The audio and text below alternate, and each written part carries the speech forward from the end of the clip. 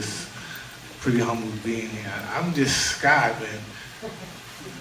I just hope you guys like the documentary. I'm in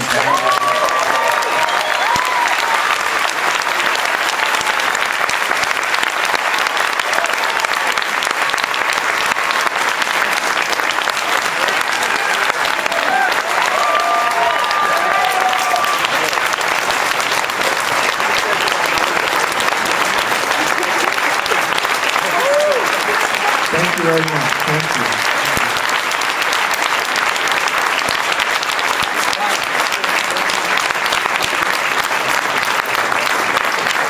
You know, I had no idea when Jim first came to me with the idea of doing this project. I had no, I'm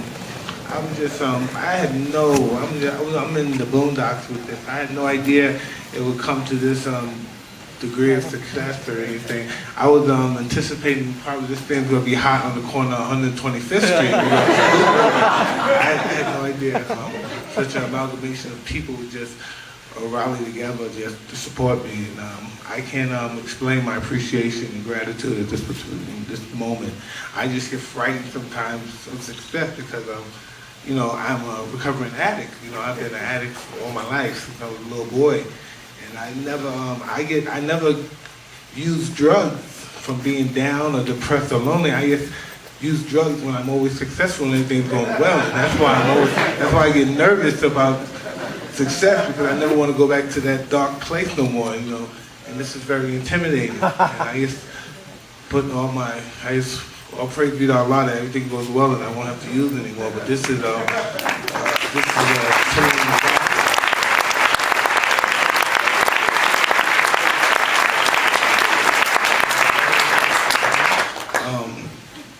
there's really not much I can say. I guess there's a question and answer. If your kid asks me a question, great man.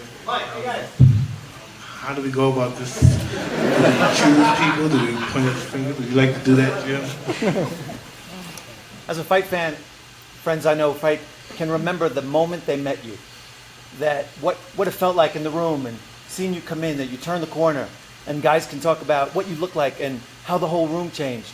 And they can remember that from 20 years ago, 25 years ago, seeing you at the China Club, walking past us, and every Wasn't guy. that fun back then? Oh, it was great. It was great. But to see you go by for the first time, I can remember who you were with and who I was with and what I could feel. I don't remember, you know, what I did today, but I remember that. And to have that kind of pressure and to watch you grow up, and to grow up from so young and coming from such a tough background, that I'm, you know, somebody who is from the projects in the Bronx, but I had parents.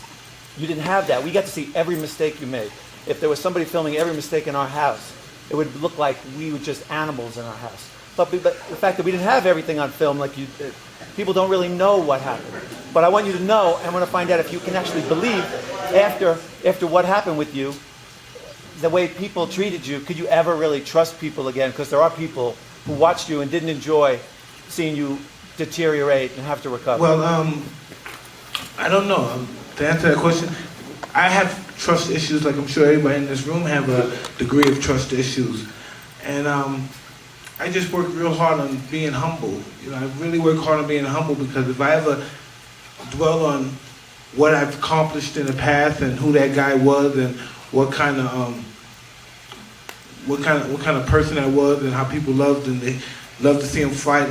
I will start using it again, because I am a megalomaniac. If I don't put my ego in check, I will fall. I will go down. So I handle it all with a grain of salt. You know, I don't know how to go about this. Early in the film, the man that was so important to you, it was noted that it was a spiritual teaching also. Do you rekindle that spiritual side of you throughout the years? Do you hold on to that? Have you gotten back to that? Or can you talk about No, as the gentleman earlier, the first gentleman that made his question, because of him, I stayed insane. You know, I stayed insane because he installed discipline in me, because from the age of 12 years old to 19, I would think it's all about the art. You as a person mean nothing. You're nothing. You're nobody. It's about the art. And I was taught to be objective at all times and not to allow anything to affect me emotionally or physically. But as I got more involved in life and I got away from his teaching, everything, I started feeling everything, and that's where it came to more of a destructive issue. Do you guys understand that kind of? Yeah. Okay. Yeah, along those lines, do you think you're going to ever teach someone, a young boxer? Man, I have so many issues, and that's a special art. To be able to teach somebody and spend the time and dedicate yourself to an individual and have his responsibility and his best interest, and it's just not who I am at this particular moment. I'm not saying maybe never in the future, but at this particular moment, that's a pretty hard task.